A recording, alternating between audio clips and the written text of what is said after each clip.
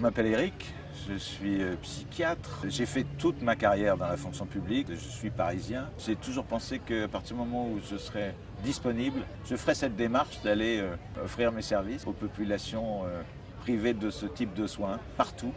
Et surtout dans ces pays en difficulté, les malades mentaux sont oubliés. Et je pense que un de mes devoirs de citoyen et de professionnel, c'est de promouvoir le soin aux malades mentaux. Mon boulot, normalement, ne doit pas se résumer à faire des diagnostics et distribuer des médicaments. Il y a un certain nombre de points abordés, et institutionnels et cliniques. Il y a pour le psychiatre à avoir une dimension plus globale de l'adaptation du dispositif et aux moyens de MSF et aux besoins de la population. Voir s'il y a quelques problèmes cliniques qui sont apparus, qui vous ont posé problème cette semaine. C'était en février, donc un mois et demi après le site. J'ai vu arriver une jeune fille de 16 ans, je crois, qui accompagnait son père, qui avait été attaché. Son père avait une cinquantaine d'années. Tellement il était agité, délirant, et ça durait depuis plusieurs semaines comme ça.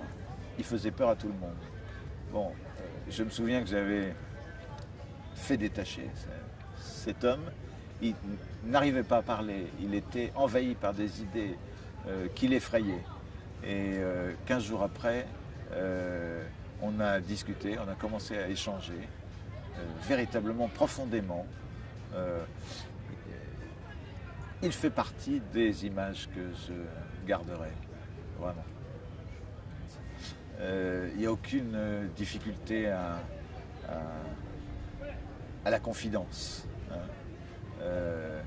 Il y a évidemment des problèmes qui sont un peu plus difficiles à comprendre pour nous, c'est toute la culture vaudou, qui est en permanence au fond des références des patients ici. Comment est-ce qu'on peut s'intégrer mieux et comprendre mieux la culture traditionnelle vaudou, qui est toujours très très vivace ici. Le seul regret que j'ai en ce moment, c'est à ce niveau-là. Sur le plan professionnel, c'est un enrichissement, et sur le plan personnel, alors on prend un petit peu de poids, hein, personnellement. On apprend beaucoup de notre place dans l'humanité, et on la relativise.